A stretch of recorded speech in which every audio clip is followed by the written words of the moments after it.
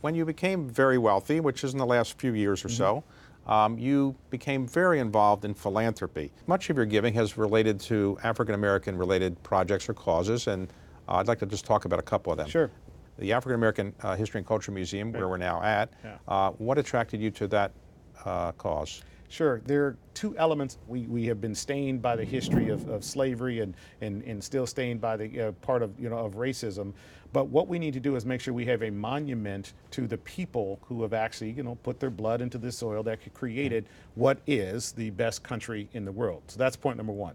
Point number two, I think it's important that the people, African American people, have a place to come to feel a sense of pride of who we are and where we're going, and also contribute their story. The majority of my gift is actually the digitization of the African American experience. So any family can now digitize their photographs, their narrative, their videography, whatever it might be, and it's now a part of this museum. And people will be able to learn about their family histories in ways that come alive.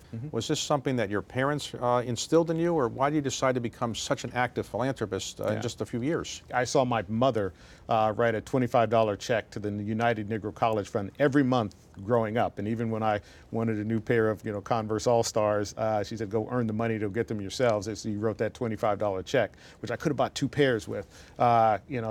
She instilled in me the importance of giving to the community. I saw my father, who was on the board and ran the local YMCA, it was the East Denver YMCA, and how he contributed time and energy and intellectual capacity on raising funds so the kids in our neighborhood could go and spend camps or summer camp and enjoy the outdoors and understand the importance of the outdoors and building one's sense of spirit and one's soul. So all through my life, growing up, philanthropic endeavors were part of my family dynamic. You signed the Giving Pledge. Was that hard to do, which says you're going to give away half your wealth? Yeah. It was not hard.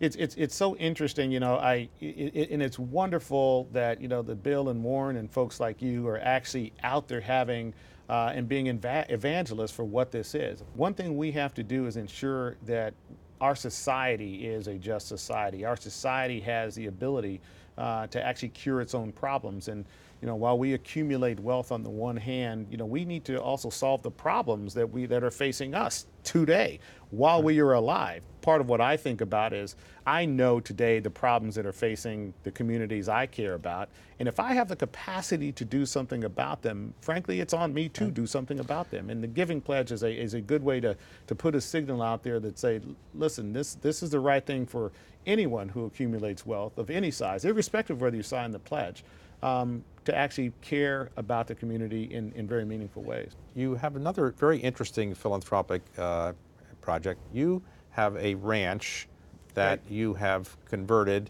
Yeah. It's called Lincoln Hills. It's actually the oldest African American resort community founded by African Americans. And it was founded as a place where African Americans could buy a plot of land for $25, build a cabin, and that's where they would come in summer and spend their vacations. I went up there the first time when I was just 6 months old.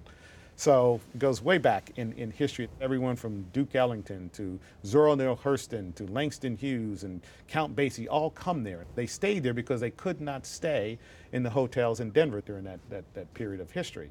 So over time, after desegregation, like a lot of the African American institutions kind of fell in disrepair and got sold off in different parts. And now we've developed a wonderful program that serves our community in so many different ways. 6,000 inner city kids every summer come to the ranch.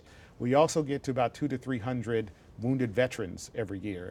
In the winter, though, when the ranch is pretty much shut down, one of the things that we identified, my wife identified this, was that there are programs, one's called Together We Rise, who we partner with, that actually handles aging out foster kids. So now we have built at the ranch a 16-bedroom ranch house, and we can host up to 30 kids during the holidays. So we host them and do all sorts of fun activities with them.